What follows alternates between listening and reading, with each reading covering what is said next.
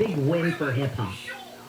Oh, yeah, absolutely. And going into it, there were a lot of people saying Middle America won't get it, that the NFL audience won't get it. I was just talking to somebody in Ohio who he said going into it, he was skeptical of what it was going to be, and then he loved it in the end. And that's what they were trying to do last night. And I mean, I don't know, this isn't good over the phone, but we just got to... I mean, you couldn't help but go along with it, right? It was like, it was just so, the star power of Dr. Dre, Snoop Dogg, Mary J. Blige, Eminem, Kendrick Lamar, 50 Cent hanging upside down, and everybody going, why is he being Spider-Man in this whole thing? But that was paying homage to his original video when he did this, and it was paying tribute to the streets of L.A., and paying respect to Inglewood, and that's what they did. And, you know, I think more than anything, that it was about the music. It wasn't dancing, sharks that Katy Perry had the one year. Right. Yeah, it wasn't the lights and the pyrotechnics. It was about the music, and they did it. And just, I mean, hit after hit after hit, and being in they're starting out in the recording studio, and then house party that they were getting it on. It was incredible. What about, how did it translate? Because there was such a focus. I mean, you had Sam's there, you had Randy's Donuts, you had, the Judicial Center or something like that was there. And I thought, does that translate across the country? But it seems to us. Oh, yeah, I mean, I think people knew what was up. They may not have known what Sam's was. And I think you had a lot of people Googling that kind of stuff last night. And at first, what was the makeup on the field was that the neighborhoods of L.A., which it was, the neighborhoods of South Central and what was going on.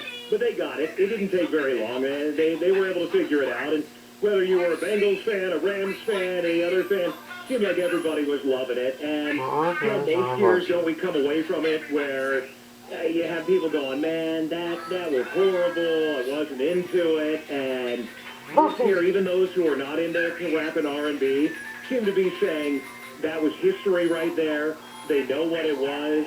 Maybe you're into country music, but this is what Inglewood is built on. This is the history of the music, and a lot of love. All right, Alex, so much love for you, and congratulations on getting that primo assignment, and I hope you get to do it again next year because another Rams win would be awesome for LA. You got it, sounds good. Thanks, kid. All right, bye. See you later. That is ABC's Alex Stone. Okay, speaking of the halftime show, a lot of people were saying, hey, what's the deal with Eminem? Now, here's how silly I was. I watched it, and I said, oh, Eminem, took a knee after his performance. But then that was right as Dr. Dre walked over and started playing the piano. So I thought that was just him, bowing out. Now spotlight goes to Dr. Dre. But apparently, there had been some rumors, and the rumors were shot down as false, that NFL reps had told the New York Post that players had been taking knees since 2016 and blah, blah, blah, and Eminem took a knee at the Super Bowl halftime show, and that he wasn't supposed to do that, but that he did it anyway. Now, I don't know what happened. Apparently, there was a lot of back and forth between the performers and what they were going to do, and maybe what, what they thought they could do, not necessarily politically, but as a social tribute, that kind of thing. And apparently, a lot of that went back and forth, according to the New York Post. But I don't know. Did you think that it was symbolic when he took that knee, or were you like me and I thought it was just, exit stage left kind of thing, and now focus on Dre? And then there was the guy. Who in the world is the guy on the field? The guy kept up what is now a 2-year tradition. So there's tradition, 2 years in a row, I guess, of running onto the field during the Super Bowl. Security guards tackled the guy. He wore a Super Bowl 56 sweater and carried a sign on the field. At the last Super Bowl in Tampa, a man dressed in a pink leotard, remember that guy? Ran across the field to promote his porn website. So there you go. All the fun at the Super Bowl. We'll keep talking about it this morning. We've got special reports coming up in sports, and it's just going to be a morning of fun. Get back to some of the news. Growing tensions at the border of Ukraine and Russia have increased as Russia's carried out military drills and shows of might. There are fears that Russia could invade Ukraine in days. The White House continuing to ring the alarm, repeating that its intelligence shows Russia could be planning a fake attack on forces loyal to the Kremlin that would then be used as a reason to invade. ABC's Ian Pinnell says that throughout the crisis, there has been just one person who really knows if there'll be an invasion, and that is President Putin. Are we playing chicken? The U.S. playing chicken with President Putin? Calling his bluff a little bit? We'll talk more about this coming up at 5:35. Adrian Peterson, he's been released from jail. Yes, that Adrian Peterson, the NFL running back, was arrested at LAX yesterday morning. Airport police say Peterson was pulled off a plane headed for Houston after a fight with his wife got physical. American Airlines says an unruly passenger is the reason behind a diversion yesterday. American Airlines Flight 1775 took off from LA, was headed for D.C. before diverting to Kansas City. Passenger aboard the flight told CNN a guy apparently tried to breach the cockpit. Had to be restrained by other passengers, as well as be hit over the head with an aircraft coffee pot before the plane was able to land and the FBI could come aboard and detain the guy. The number of COVID-19 patients in LA County hospitals has dropped by 125 people. The county is just 3 days away from unmasking outdoors in public spaces. There are now 2,086 COVID patients in LA County hospitals. Orange County's total fell by 26 patients on Sunday. They're now at 456. Well, the LA School District's new superintendent takes over today. Alberto Carvalho was unanimously chosen by the LA School District to succeed Austin Jutner. Carvalho starts with a 4-year contract and a salary of $440,000 a year. I like the salary, but I'd like to be the head of LAUSD? No. Before taking this job, he ran the Miami-Dade County Public School System.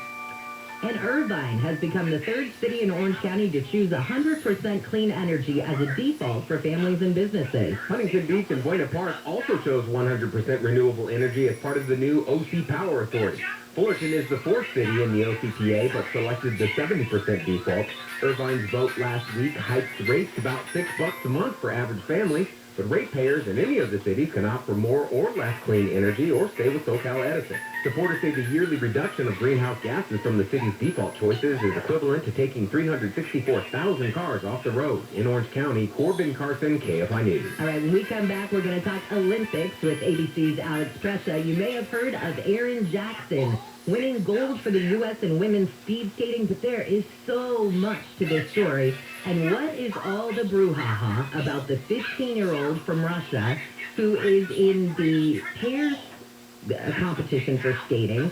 Man, she gets to skate, but as our editor told me this morning, she gets to skate by, kind of is the case. Let's check traffic on the 105. Westbound's going to be a rough one, and that's due to a problem for you as you're making your way toward the 405, right around Hawthorne Boulevard, or just before it. You've got a crash that has a carpooling taking lane. That's why I think a rough ride on the 105 westbound. From as far back as at least Crenshaw Boulevard, if not delays before that. You can always plan ahead for Imperial Highway as an alternate to the 105. Will save you a bit of time, or else go to Boulevard. Also 91 West, getting onto Artesia Boulevard, coming off the 91 westbound as you make your way past the 110. Looks pretty decent for the drive. KFI in the sky helps get you there faster. I'm Nick Collier, team. It's 22, you know what you gotta do. Just one place to go, and that's Morongo. And now the top 5 reasons to visit Morongo. Number 5. There's a party in the pit. All players at your table could win up to $100 in promo tips from 6 p.m. to 2 a.m. Friday. Number 4. President's Day freebie. Reward members get a presidential keychain the 21st. 3. Treasure gift giveaway. Get a multi-cooker when you earn 500 points on your reward card on the 22nd. And the number 2. $500 drawing. 2 winners get $500 cash every half hour playing table games with their reward card. Wednesday to Thursday, noon to 10 p.m. And the number 1 reason. The world is going for gold. You should too. Watch all the events on big screens everywhere you eat, skate, and play. Morongo Casino Resort and Spa. Morongo. Good times. This report is sponsored by Wendy's Breakfast, now with a free drink with any breakfast sandwich purchase. Get a better breakfast at Wendy's. Buy any breakfast sandwich and get any size drink in a Wendy's cup free. Hot coffee, Diet Coke, or vanilla frappuccino? Yes, free. Get your free drink when you buy a Wendy's breakfast sandwich today. Limited time only at participating U.S. Wendy's during breakfast hours. The Los Angeles Rams are Super Bowl champions. The Rams beat the Bengals, becoming the second consecutive team to win the big game on home turf. Cooper Kupp was named Super Bowl MVP. The Rams receiver capped off a historic season, scoring the go-ahead touchdown in the closing minutes. And Odell Beckham Jr. exited the game with a non-contact knee injury following his accident. NFL stars called for the league to ban turf fields. I'm Misty Jordan. The compact GLA proves it's not the size of the SUV in the fight, it's the size of the fight in the SUV. Learn more about the nimble and ready-for-anything Mercedes-Benz vehicle at MBUSA.com. MBUSA.com. Mercedes-Benz, the best or nothing. This winter, we must all do our part to protect ourselves and loved ones from COVID-19. Getting vaccinated gives you the greatest protection against severe illness and death. And for the first time, everyone in the family ages 5 and up is eligible for the vaccine. If you are already fully vaccinated, get your booster to keep your immunity strong. Keeping each other safer is simple. Get vaccinated. Visit myturns.ca.gov to find a vaccination location near you. Brought to you by the California Department of Public Health. 1-877 cars for kids. KARS cars for kids. Donate your car today with 1-877 Cars for Kids. We're a recognized 501c3 charity organization, so you'll receive a maximum tax deduction. What's more, you'll receive a vacation voucher of 3 days and 2 nights. Also on the web at carsforkids.com. 1-877 Cars for Kids. Donate your car today. Now accepting donations of land, homes, buildings, or any kind of real estate. Ron tried to manage his constipation with stomach pain, discomfort, and bloating day after day. After realizing it was irritable bowel syndrome with constipation or IBS-C, he found another way and finally said yes to adding Linzess.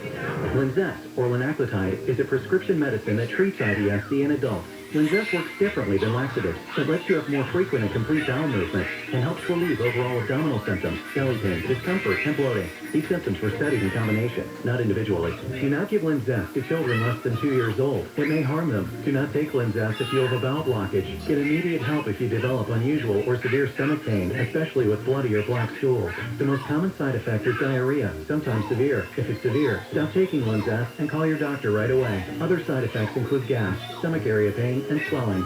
There could be more to your story with IBS-C. Talk to a doctor today. Say yes to Linzess. Learn more at linzess.com or call 1-800-LINZESS.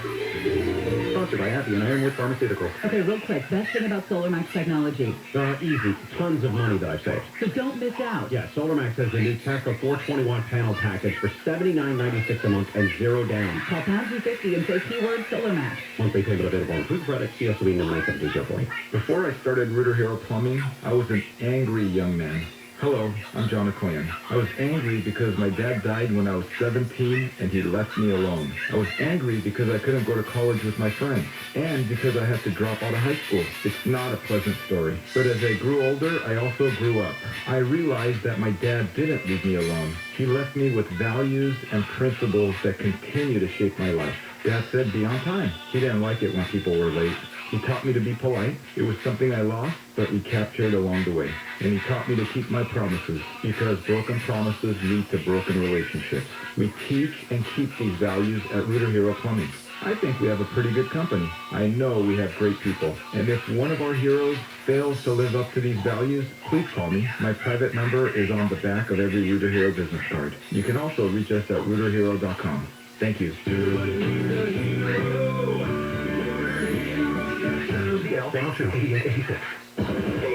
AM 640. An iHeart radio station. More stimulating talk.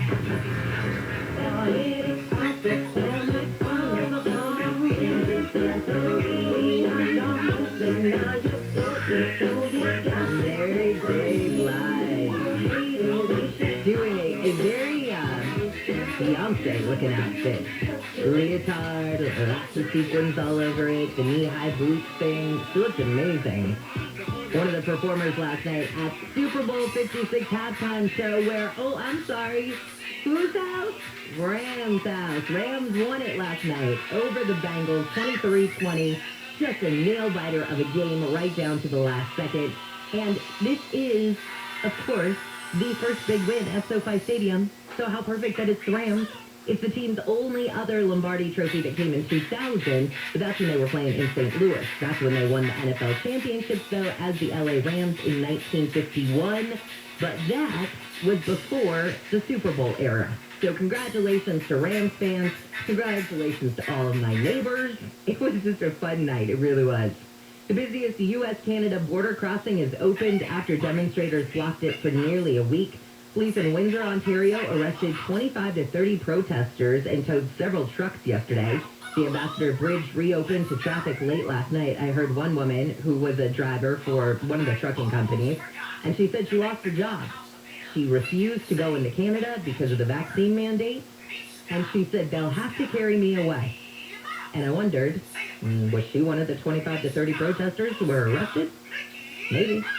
And diplomatic efforts to prevent a Russian invasion of Ukraine will go into a new round as Germany's chancellor heads for Kiev. Over the weekend, some airlines canceled flights to the Ukrainian capital. Ukraine's ambassador to Britain hinted that his country is ready to drop its ambition to join NATO. Now, that's a big deal, because that's one of the things that Russian President Putin has been saying. That's one of the things that he wants out of this. He wants Ukraine to drop its bid to get into NATO. So if that's the case, would that be enough to make everything subside? Possibly. We're going to talk about that at 5:35 with ABC's Louis Martinez. But right now, let's say good morning to Alex Crochet. I love that music. It was so fun to go from the Super Bowl right into the Olympics last night. And you may have heard of Erin Jackson winning gold for the U.S. in women's speed skating, but there is so much more to the story. Alex, good morning. Good morning, Jennifer. And I have to say, the Super Bowl is a lot easier to sound joyful about it when you're on the winning side. I actually just got off a call with Cincinnati. Oh, it was a little bit different of a tune. I can only imagine. And you have to keep that sort of straight line of, well, hey, there's always next year. There's always next year, yeah. They're licking their wounds this morning, but congrats to y'all in LA. Thank you. But yeah, it was a big weekend. It was a big weekend and a big start to this week in the Olympics. You mentioned Erin Jackson setting a record and creating history, becoming the first U.S. women's African-American speed skater to medal in the Olympics. She took home gold in the women's 500 meter. Huge for us. And then also, I'd highlight the monobob. This is the first year that the Olympics have had the monobob. Essentially, it's a one-person bobsled. And the women finishing 1 and 2 in that. Kaylee Humphreys taking gold, and then Alana Myers-Taylor, who's from down the road in Oceanside, taking the silver. I love that. Local girl makes good. Going back to Erin Jackson, I read that she almost missed competing in the Olympics after she slipped during qualifying trials, but that a teammate gave up her own spot so that she could go to Beijing. To talk about making the most of your opportunity, right? You're absolutely right. So she basically was going to miss these Olympic Games because she failed to qualify. She slipped, but had that teammate who, listen, for the greater good, was willing to give up her spot so that Erin could skate. And man, she made the most of that. All right, now let's talk about the big headline this morning that actually has to do with a Russian skater, a 15-year-old who, I mean, by U.S. standards, wouldn't be skating in this competition if things had been found, I guess you could say, by U.S. officials. So how is this 15-year-old being able to skate in the Beijing Winter Olympics? Okay, Jennifer, I'm going to try to give you the spark notes on this because there are a lot of, it feels like alphabet soup with all the agencies that are here. But basically, you're talking about 15-year-old Mila Valieva. She's an incredibly talented figure skater, helped the Russians win gold in the team skate last week. She tested positive for a banned drug back in December. Since tested negative, but still, for a lot of folks that are frustrated with heard the decision that allows her to skate, I think that rules are rules. And yes, you can sympathize with what's going on with her and her being 15 and whatnot, but you have to also protect the integrity of the sport. So basically what happened over the weekend, there was an emergency hearing by the Court of Arbitration for Sport. Think of it like the Supreme Court for Olympic controversies. And they ruled that Valieva should be able to continue competing in these Olympics, meaning that she will be able to continue to compete in tomorrow's, well, now it's today's, a women's single skate event, which she's highly favored to do because she's super talented. She's favored to medal in this in some capacity. She very well could take the gold. Now, with that decision, we've seen a backlash from the IOC and certainly from the Americans. The IOC now saying that if Valieva manages to medal in this competition, they won't hold a medal ceremony. They won't give out medals until the entirety of her case is figured out. But you know that the blowback on that is that impacts the other two medalists. They won't be getting their medals here at the Beijing Games either. And that also applies to the team event that Valieva helps the Russians win. And what stinks about that is that when you think about the other teams involved, well, one of them is the United States. The United States got silver in that. And so, you know, the Team USA won't be getting their silver medals until, you know, this is figured out. And that's going to be well after these Olympics. Yeah, that's immediately what I thought was, okay, fine, you want to put her medal ceremony on hold, but what about everybody else who's involved in that? And it just seems so unfair. And real quickly, before I let you go, you had Ukraine's Olympic team issuing a call for peace when it comes to the Russia and Ukraine controversy right now. And I just thought their signs were... there was something sort of heart-wrenching about it. I saw one, somebody, I'm not even sure what sport the person was in, but just holding up a sign. He had a mask on, like a face mask on, and then he had a sign that said no war. And there was just something so poignant about it being an Olympic athlete holding that sign. You know what was interesting about that, Jennifer, and I saw that sign too, and as apolitical as a simple message like no war should be, it is politicized here, and there is a political, you know, thread line in there, because, look, he doesn't name-check Russia, and even his team, who backed him up calling for peace, hasn't name-checked Russia, but it doesn't take a rocket scientist to figure out that they're talking about the buildup of the troops along the Russian-Ukrainian border, and the IOC, came out and said essentially that, yes, while we resonate with that message and the spirit of that message, and while that message is in line with the spirit of these Olympics and countries coming together. They talked to that specific athlete, they talked to his team, and he wasn't allowed to display signage anymore. And so, you know, I say all this to say the IOC has tried to be as apolitical as possible. And, you know, that is they threaten to punish athletes and journalists that look to use this as a pulpit to protest or talk about, you know, things that are political. But even something as simple as saying no war is something that they can't abide. And look, I mean, you can try to be apolitical, but the fact of the matter is you're holding an Olympic Games that are within the region of a lot of geopolitical conflict. Yeah. You have all the players that are here. The Russians are here. The Ukrainians are here. The Chinese are here. It's impossible to separate the two. Absolutely. Alex, I enjoyed our talk this morning. Thank you so much. Me too. Take care. All right, see you later. That is ABC's Alex Crochet. And, you know, if nothing else, don't you just want for those athletes, for them to get their time to shine? And in all of this, you know, I know that the ratings are down. I know that the viewership is way down on this one. And, you know, a lot of people have trouble watching it because it's in Beijing. And they say, I don't want to be involved with anything that has to do with China. I get that for many reasons. But for these Olympians who have trained their entire lives, most of them, you just want this to be their time to shine. You know? There's just something very pure for me about the Olympics. And Alex is totally right. You can't. The geopoliticism of everything, it cannot be pushed aside. But I just wish that we could, just for these athletes. I don't know. My take on it. All right, when we come back, we are going to talk about what is going on with Russia and Ukraine. Okay, so on one hand, you have the U.S. saying, hey, we think that Russia could invade any day now. On the other hand, there's some hints right now coming out of Ukraine. Hey, maybe we don't need to get into NATO after all, and that is one of the sticking points for Russian President Putin in a possible invasion. So would that be enough to put the fire out? We'll see.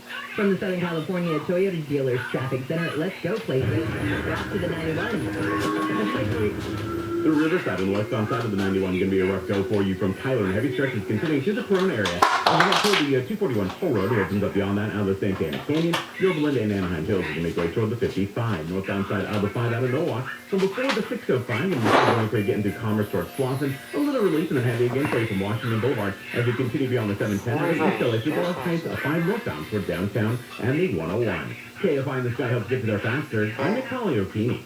Being a leader is the art of empowering others, and Norm Reed's Honda Superstore is leading you to a super experience during the Norm Reed's President's Day event. Still hearing new vehicles are hard to come by? Shop our super selection of new Hondas, or reserve your model of choice from our incoming shipments. Have your sights set on buying pre-owned? Choose from hundreds of used and certified pre-owned vehicles. Also, swap your old ride and enjoy a super experience with our fast and fair appraisal. Get the vehicle you want now, and see how it's easy to take the lead from the driver's seat. Hurry in for the Norm Reed's President's Day event going on all month long. Visit the super award-winning Norm Reed's Honda Superstore location in Huntington Beach, West Covina, the Irvine Auto Center, and the #1 Honda store in the world in the Cerritos Auto Square. Plus, we're now open in Vista. Shop online at normreed.com.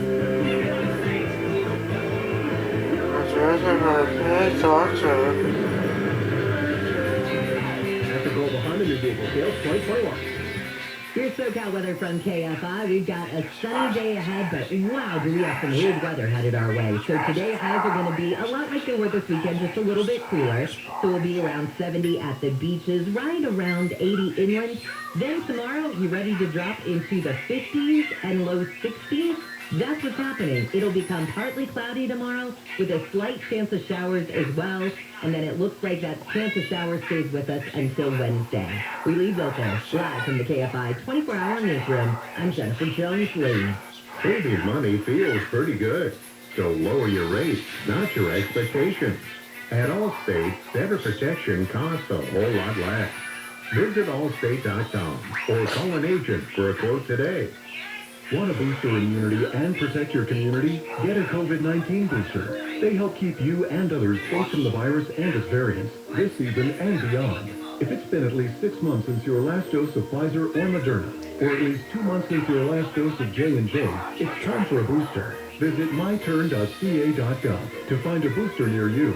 Let's keep our immunity strong. Get your booster and a flu shot while you're at it, too. Brought to you by the California Department of Public Health. Please tell me you are not lugging salt bags all over your house for your water filters that are obviously outdated, or you're not changing all those filters all around your home, because I've been telling you for months. You can turn on any tap in your home and have filtered, great-tasting water flowing from every faucet with a Life Source whole house water system. They connect it directly to your plumbing. The system filters out harsh chemicals and reduces hard water problems. And you can eliminate the cost and hassle of buying bottled water. Plus, you're going to taste the difference when you're cleaning and cooking with this refreshing water, and your skin and your hair feel differently when you're showering with water that doesn't have drying chemicals in it like chlorine. And the best part, no maintenance of any kind, no filters to change, no salt bags. Simply install and enjoy quality water for over 10 years. Right now, Life Source Water is offering a free water consultation and free installation. So call now to speak with their professional service team with no middleman with Life Source Water. You get factory direct service, installation, and expertise. Call Life Source today at 800-334-5009, 800-334-5009, or visit lifesourcewater.com. Life Source Water, taste and feel the difference. Regrow your own natural hair with the same simple one-day treatment that I received from Advanced Hair Restoration. For a free consultation, $250 off, and 250 free hair grafts by calling 844-333-HAIR or advancedhair.com. How can you best navigate the new world of work? Find out at the virtual California Conference for Women March 2nd. Speakers include author Brené Brown, civil rights legend Dolores Huerta, singer Mary J. Blige, and top workplace and personal development experts. Register at caconferenceforwomen.org. KFI. More stimulating talk. An iHeart radio station.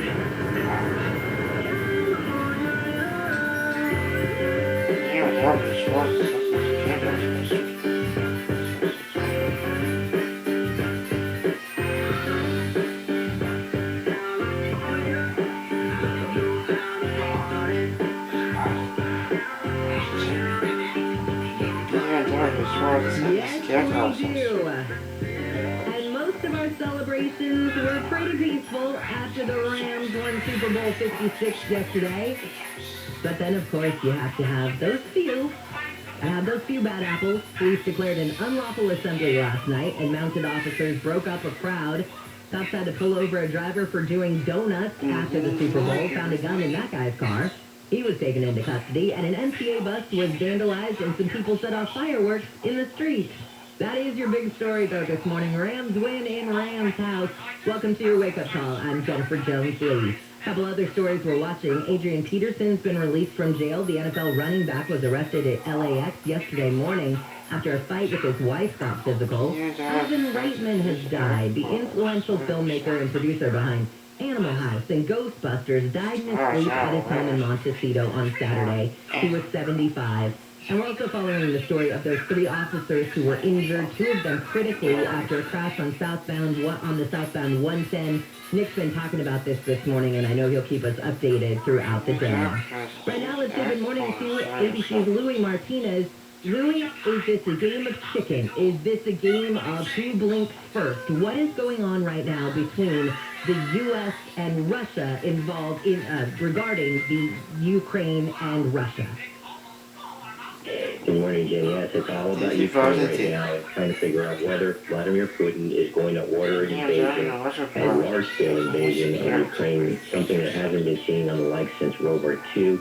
And it's just a game of chicken. You're exactly right. The U.S. saying that Russia could invade as early as this week, that they've seen intelligence that's going to take that they want to prevent that, and one of the ways they're doing that is by calling Russia's bluff.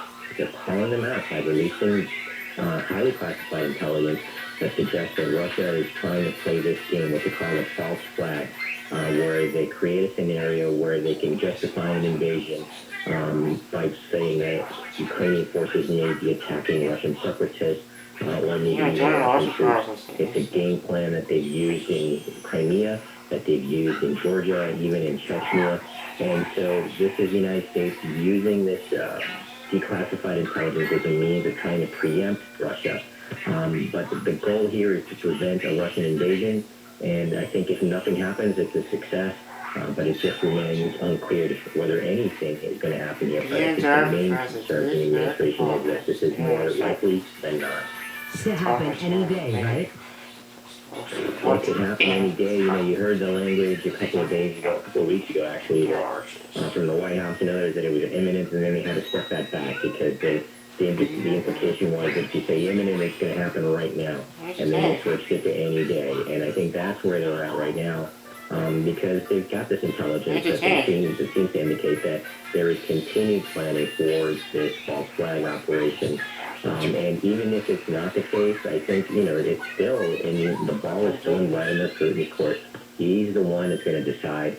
We keep hearing from administration officials, we know he's done all this, but we're not sure if he's actually made a final decision.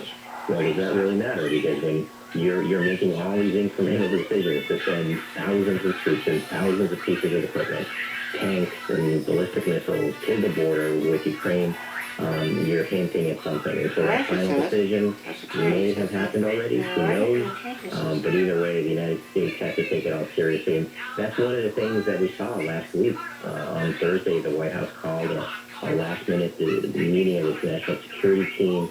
And what you saw from that was the sending of 3,000 more troops from the 82nd Airborne to Poland. a whole flurry of phone calls from top officials, from including Secretary Austin, Secretary of State Blinken, and then the big phone call with Biden and Putin that really didn't produce much in terms of other than just renewed warnings from Biden. Okay, let's put now the U.S. and Russia aside and talk about Ukraine, because I understand that Ukraine's ambassador to Britain has hinted that his country might be ready to drop its ambition to join NATO. And that is one of the sticking points that President Putin has always said, hey, this is one of the reasons why we've, put all these troops up at the border. This is one of the things, Ukraine, we don't want you to do. Would, if Ukraine were to drop its try to get into NATO, if they were to go ahead and say, all right, fine, you got it, Putin, we won't do that anymore, would that be enough to put the fire out? It's unclear because, you're right. Putin has said this repeatedly, that this is the reason why, essentially, he's intimidating Ukraine. He's essentially saying Ukraine cannot be a part of NATO. If they are, they're going to be right on our borders. This is something that's been on the books now for almost 14 years. Back in 2008 or 2007 was when both Ukraine and Georgia were invited by NATO to say, hey, if you need us to we could let you in. And that just set Putin off because the following year he went into Georgia. And again, in Russia, Ukraine's been kind of intimidated over the last couple of decades, or the last decade or so about this. But I got to tell you, that those comments from the Ukrainian ambassador, he's stepping him back already. Because he's saying, oh, no, that's not really what I meant to say. Because this is really fascinating because this is an invitation to Ukraine back in, like I said, 2007. But there's actually a constitutional amendment inside Ukraine's constitution that says we want to join NATO. So when you have something like that on paper, it's a big deal, right? And so that's why you've got Putin really on the edge here trying to say, no, I don't want this to happen. And I've been asking myself, why is this happening now? And this is really, it makes no sense.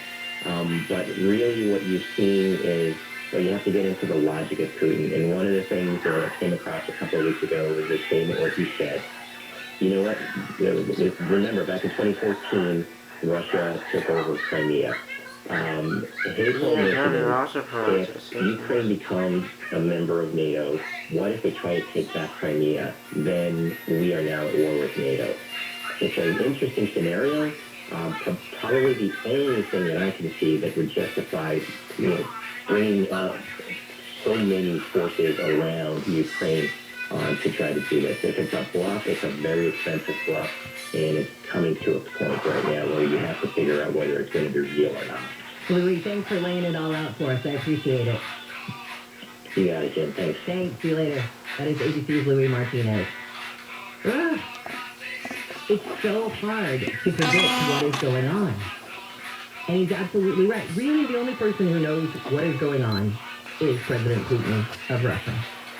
He's the one who's going to say either we're all in, or we're just going to stay here at your border, hang out, show, do some military drills, show you some force, just to let you know we haven't gone anywhere. But, of course, if anything should happen, we'll let you know right here on KFI first.